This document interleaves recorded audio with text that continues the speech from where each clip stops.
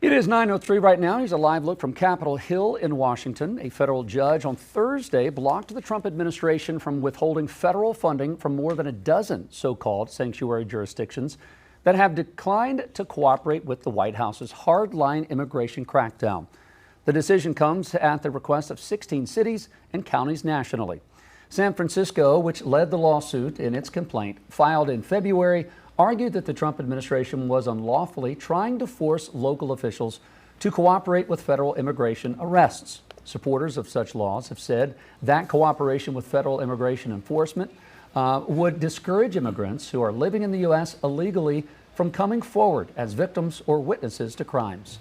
Let's go ahead and bring in Chief Legal Analyst Khalif Rhodes. So we've been talking about for weeks now when the federal government can actually withhold funding legally from whether it's a university or in this case a city. So what do we say in this case? Typically, the federal government can withhold funding, but it's Congress. It's not the president. That's the issue. This entire issue, and this is what every judge that has addressed this issue so far, these United States District Court judges, and this isn't the first. This is probably the fourth U.S. District Court judge that has told President Trump that you don't have the authority to withhold funds. This judge took it a step further. He said, not only do I want you to know you don't have the authority to do this, you have no rational basis for attempting to keep these funds, I want you to make sure that every executive, every branch, every department sends out notices that I have written this order that you cannot withhold funds. I mean, this is probably the harshest one out of all the other ones that I've seen in the last couple of weeks that this district court judge said, you don't not only have authority, you need to make sure that you are complying with my order. Because as you've seen in the last couple of weeks,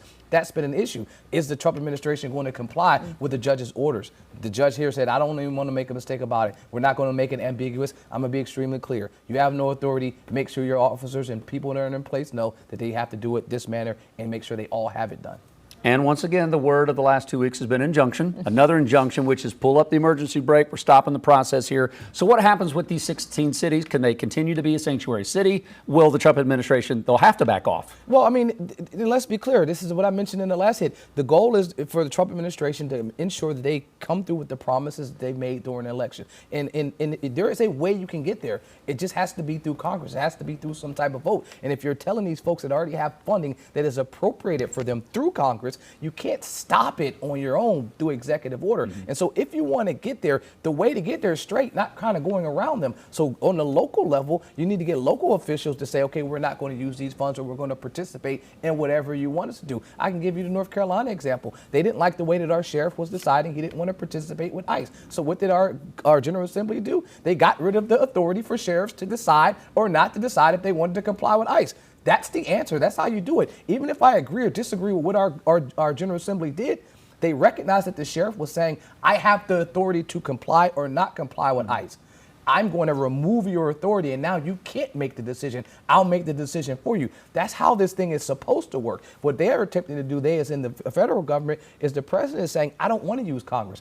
I don't want to use the state general assemblies. I just want to use a swipe of a pen and make you do this. And if you don't comply, I'll just take your money. It's kind of like I'm taking my ball and I'm going home. Well, you can't do that if you don't have rights to take the ball or dictate who has access to it. All right, well, we're spending a lot of time in courts. We're learning about injunctions and again, what the federal government can and cannot do and what states can do. So, Khalif, thank you for breaking all that down for us, as always.